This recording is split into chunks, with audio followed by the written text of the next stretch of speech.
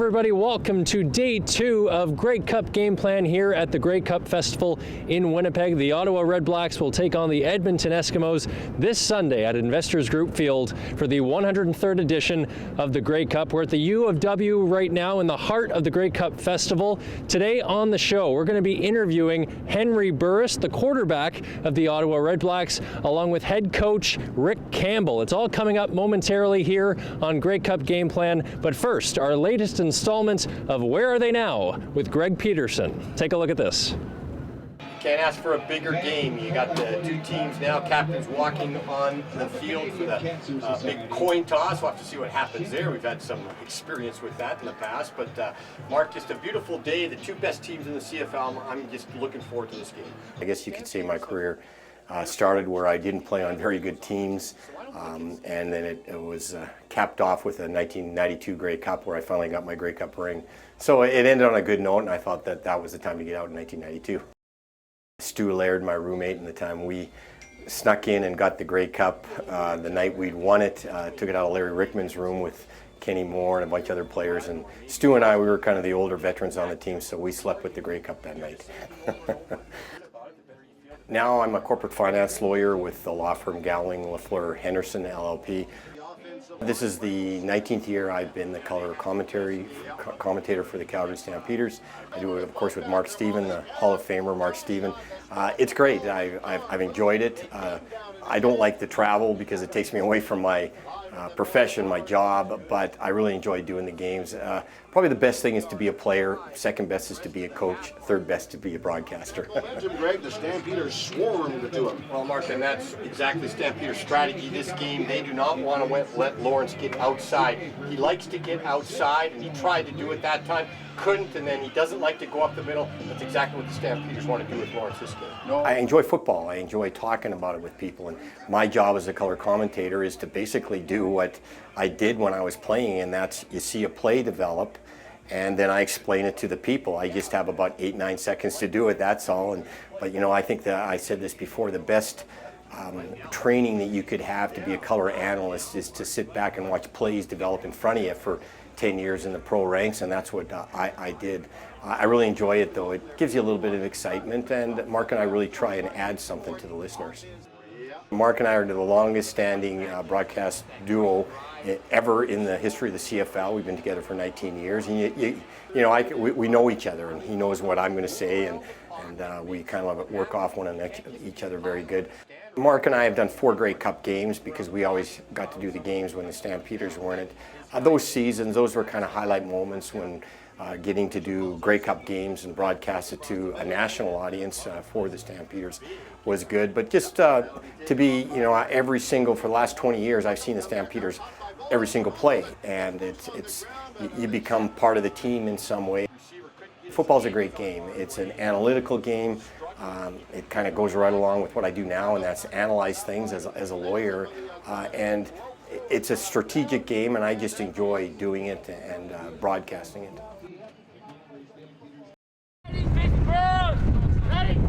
Other than the pair of long ponytails hanging from their helmets, nothing else separates Ariana Wilson and Brooklyn Salima from the rest of their team. Our team's amazing. Like, the guys are so supportive and all that. We support each other, and it's just a great team to be on. Wilson and Salima play for Sisler Spartans' AAA varsity team. Both are lifelong athletes, but are relatively new to football. The physical play is what motivated them to suit up. I've played like hockey forever, and I like playing that, but football is kind of something that I always wanted to do, just because I like playing sports that are like rougher. This is the final practice before the Winnipeg High School Football League's postseason. Sisler is heading into playoffs tied in 3rd. There are more than 1,300 players in the league. Only 12 are girls. It's a tiny fraction, but every season, more female athletes are working their way onto high school teams. In the spring that we just had, when we have our feeder school girls coming in, and predominantly with the junior varsity team, I think we had 6 girls at one point who were working out with the program. The growing number of girls playing high school football is attributed to top-notch development programs. Corey Weir of Football Manitoba says the Manitoba Girls Football Association is the first ever full-contact football program for young girls. And those players can move up to compete in the Western Women's Canadian Football League. And football's forever changing, and we want to be a part of the change. A great thing about girls football is that it brings on female coaches. So female coaches are getting into the game, and there's tons of great female mentors out there for young girls. Football's not just a game about sport, it's a game about life. And, you know, to have the mentorship of, you know, great young women coming into the sport and being mentors for the younger women as they grow up, you know, it's great all around. This spring, Salima will head back for her second season with the Women's League's Winnipeg Wolfpack. Wilson will be joining her as a first-time member of the team. The 2016 season is still months away, so for now, the girls will use the high school postseason as an opportunity to improve their game. Like Wolfpack last year was the first year, and it was different because I had never played it before, and they helped me with a lot of things. And then hitting was harder here, so it's making me grow so much better. To go back to playing girls football, I'll be like twice as better. Taking on the challenge, if I can do it, and I am, but mostly just getting that muscle and comparing to the guys. I mean, trying to be the same size as them. For Go, I'm Jessica Cable. In 1947, the Grey Cup trophy survived a fire in the Toronto Argonauts Rowing Club clubhouse. It caught on a nail after falling from a shelf and never hit the floor, sustaining only minor damage. Let's go! Come on! Hey, hey! Let's go! These Transcona Collegiate students are getting into the groove of the Grey Cup. Everyone come to party when we make love to the Grey Cup. The elaborate line dance is a result of an educational toolkit given out by the Grey Cup Festival team, using football topics to teach lessons in all subjects. Dance teacher Mary Page sees the opportunity to relate teamwork on the field to teamwork on the dance floor. We have 3 rows now. Will that work? They had a lot of fun making up the dance and then practicing the dance and finally doing the dance. Not only did they have to impress their teacher, these dancers ended up breaking it down for a bigger audience after a contest draw resulted in a big prize. A couple of Blue Bombers would come to your school and do a dance party at lunchtime. And we actually didn't win, but the school, Radisson School, won next door, and they ended up having the dance party in our school gym. So we did get to have the party after all. Using the Grey Cup party song, they created a dance in roughly 2 months. And that hard work paid off with some great feedback. They thought it was pretty cool from like the reviews I heard from my friends and everything. They all thought it was pretty awesome that we put that together. Hey, let's go! I feel great, man. It's a way for me to express myself. You know, I don't choreograph it. I just put it all out there, and that's how I do it. The class may even teach the entire school before the 103rd Grey Cup game. For Shaw TV's Go, I'm Blair Balstravich.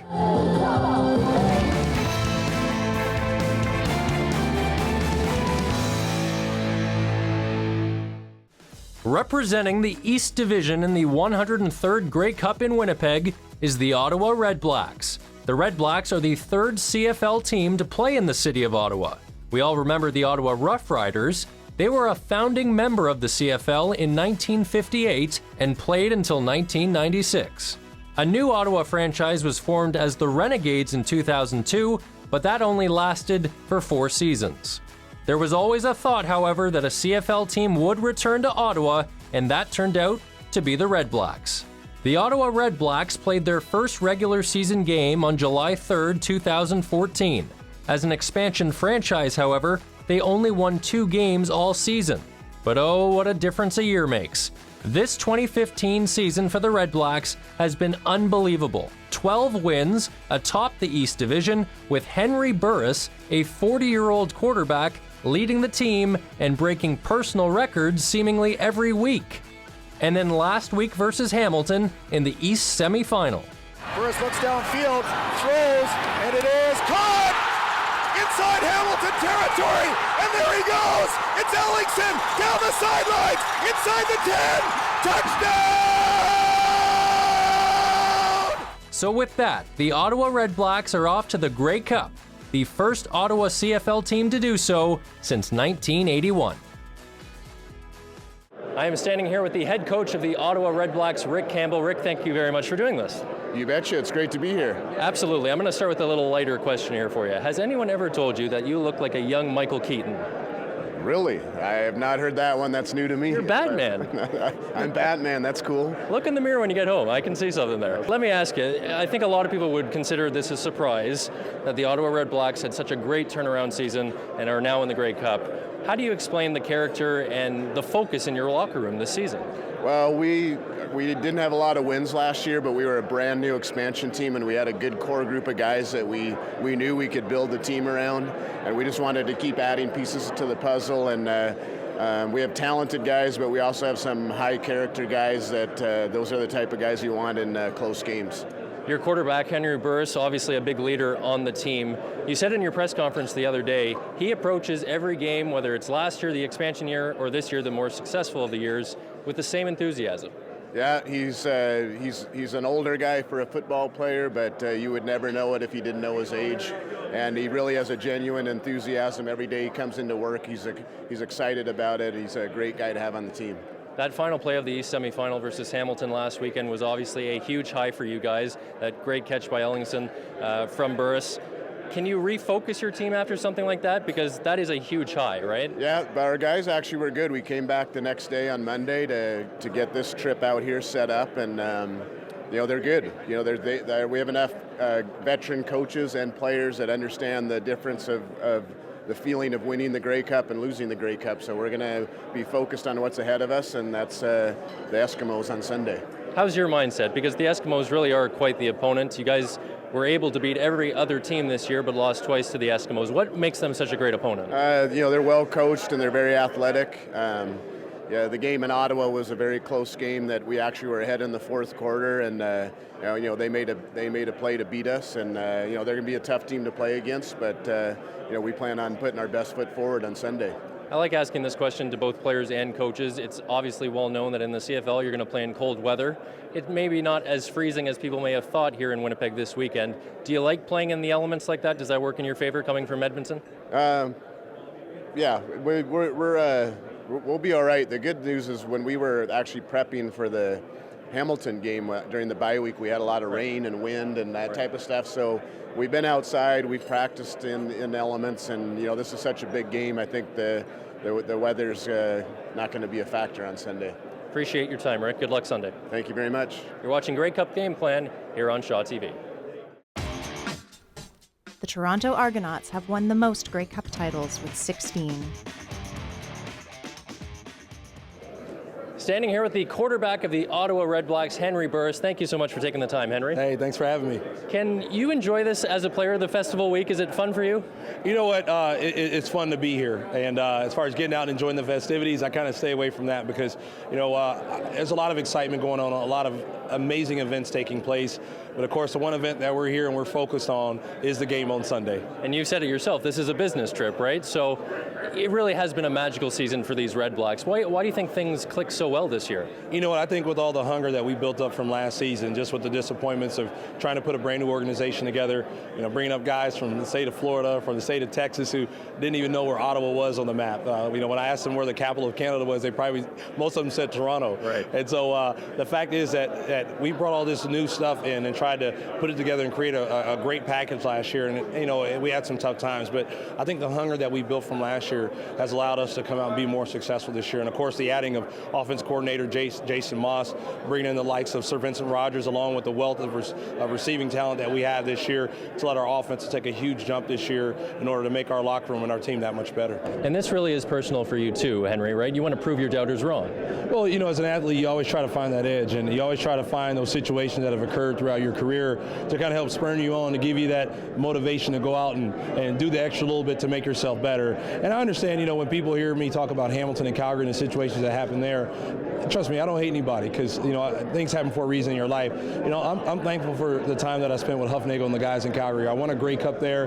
Huff helped make me a better quarterback, a better person. And even the time I spent with Ken Austin, I wouldn't be having the success I did this year if it wasn't for the year that I spent with Ken Austin there in Hamilton. Hamilton. So I'm very thankful for everything that those guys have done for me. But again, as an athlete, you're competitive. And I mean, you can never like your opponent always, but off the field, I love those guys. But I'm thankful for the things that have happened because it's helped put me in this situation that I am in today.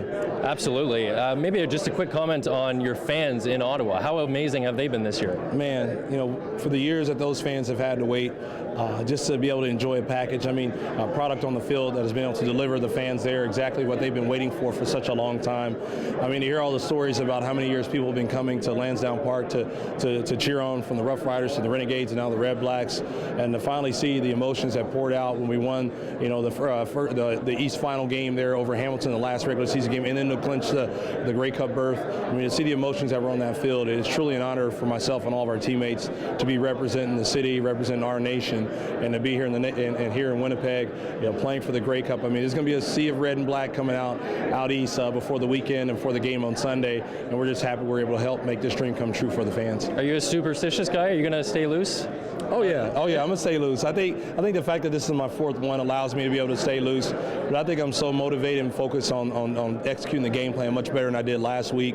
That's more where my focus is. I'm ready to get out there and play because I want to have a better showing and play better for my team and give us a better chance, an opportunity to be successful, hopefully on Sunday. Thank you very much for your time. We appreciate it. Thank you so much. Henry Burris, everybody, quarterback for your Ottawa Red Blacks.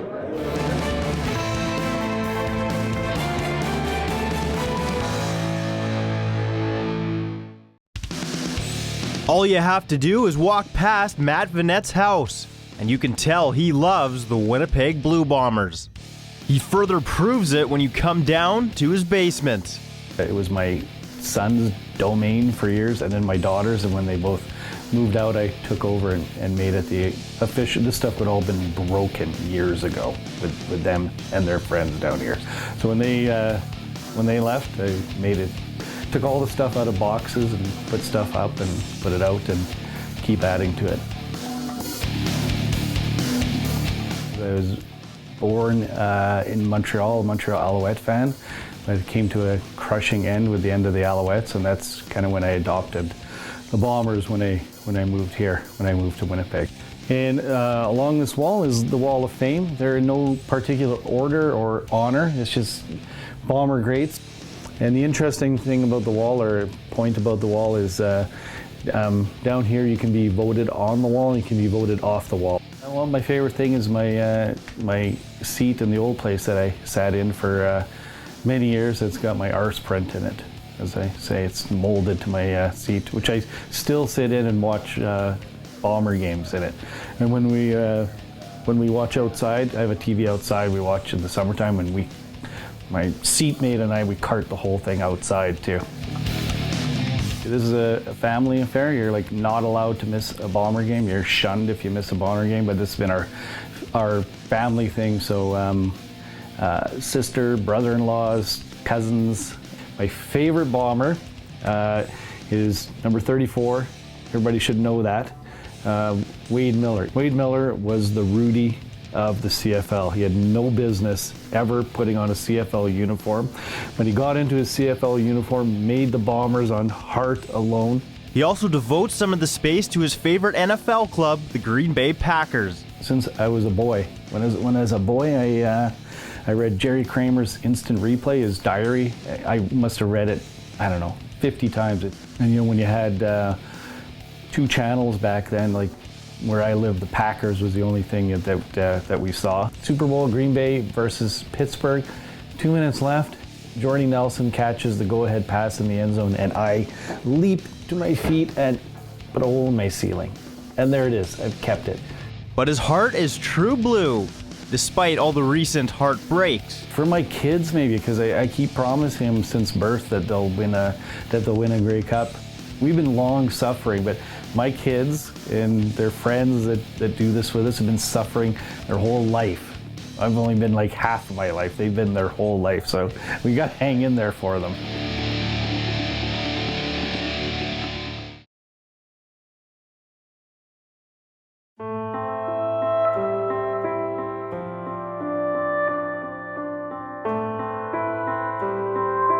As soon as I realized that I was falling, I thought I was dead.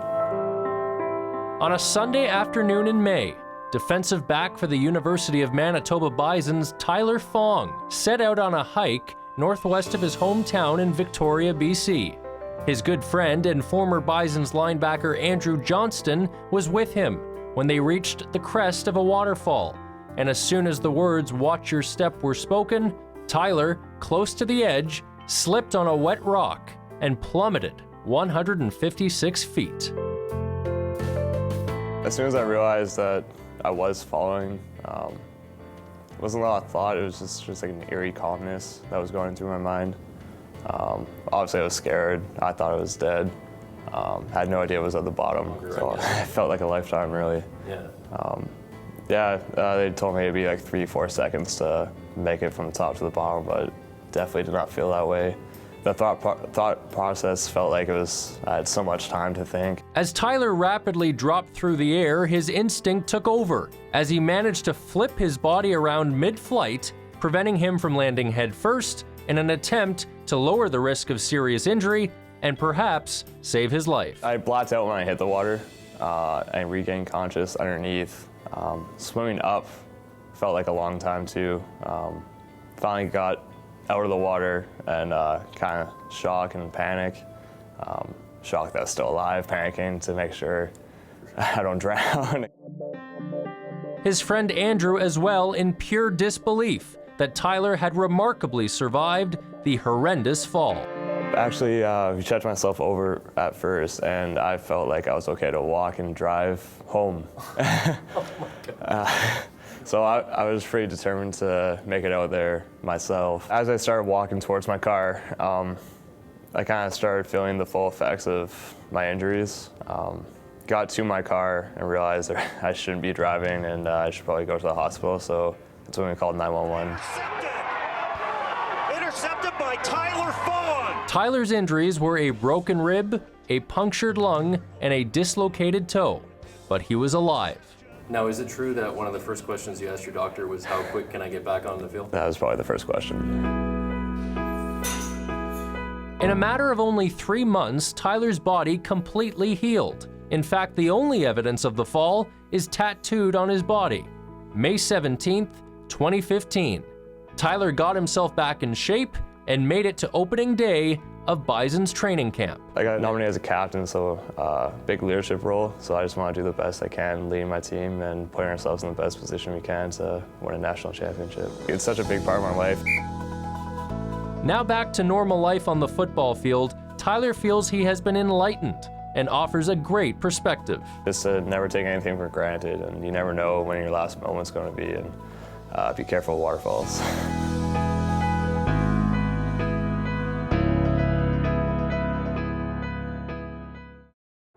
9 CFL cities over 70 days and 9,000 kilometers traveled. It's a road trip that most CFL fans could only dream of, but it is one that photographer Johanny Jutras from Montreal completed this summer. It's all documented right here in this book called Our League, Our Country, and it's available right now. And Johanny, you hung out with all the teams over the summer.